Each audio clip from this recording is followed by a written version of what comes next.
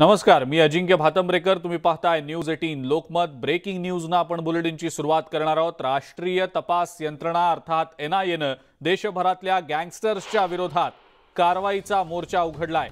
देशभरात तब्बल 60हून अधिक ठिकाणी एनआयएकडून छापेमारी करण्यात आलेली आहे। पंजाबसह हरियाणा, राजस्थान आणि हिमाचलमध्ये एनआयएची ही कारवाई सुरू आहे। मोहाली रॉकेट लॉन्चर हल्ला आणि लुधियाना कोर्ट बॉम्बस्फोट प्रकरणाच्या तपासात आयएसआय आणि खलिस्तानी गुंडांचं कनेक्शन सुद्धा समोर आल्याची माहिती मिळतेय आणि या मिळालेल्या माहितीनुसार ही कारवाई करण्यात येतेय।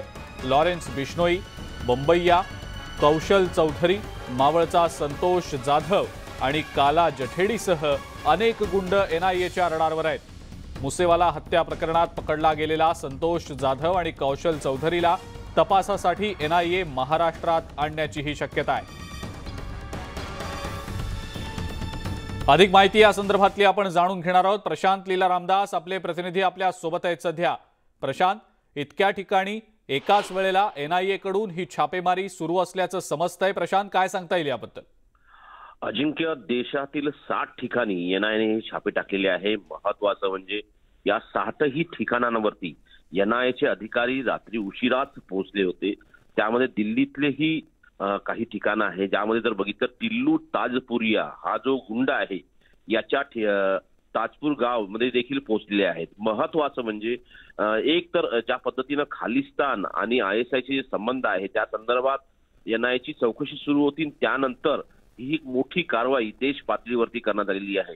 पंजाबमध्ये खन्ना जगावा असो, लुधियानामधला अमृतसर मोगा असो, दिल्लीतील नवसगड ताजपूर असो, यासारख्या अनेक ठिकाणी एनआयएने कारवाई केली आहे, ज्यामध्ये जे पुरावे यांच्या चौकशीमध्ये पुढे आले होते आणि त्याच्या खुलासे जे करण्यात आले होते त्याच्या आधारावरती ही मोठी कारवाई देश पातळीवर करण्यात आली। अजिंक्य, बरं प्रशांत, धन्यवाद। सविस्तर माहिती आपण दिली त्याबद्दल।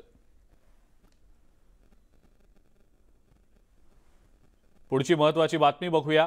राज्य मंत्रिमंडळाची आज बैठक होतीये। सणासुदीच्या उत्सवांमध्ये आणि या सगळ्या काळामध्ये गेल्या काही दिवसात मंत्रिमंडळाची बैठक होऊ शकलेली नव्हती। या बैठकीमध्ये राज्याच्या नवीन पुनर्वसन धोरणाला मान्यता मिळण्याची शक्यता आहे।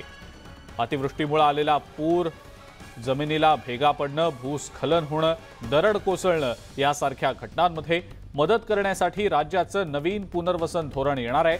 या बैठकीमध्ये शिंदे गट आणि शिवसेनेदरम्यानच्या वादाचीही चर्चा होऊ शकते। येणाऱ्या मुंबई महापालिका निवडणुकीच्या पार्श्वभूमीवर मुंबईतल्या कायदा सुव्यवस्था प्रश्नावर सुद्धा कॅबिनेटमध्ये चर्चा होऊ शकते। तसंच राज्यामध्ये वाढत्या लंपी रोगाच्या प्रादुर्भावाबाबत आणि त्यावरच्या उपाययोजनांबाबत सुद्धा आजच्या बैठकीमध्ये चर्चा होऊ शकते।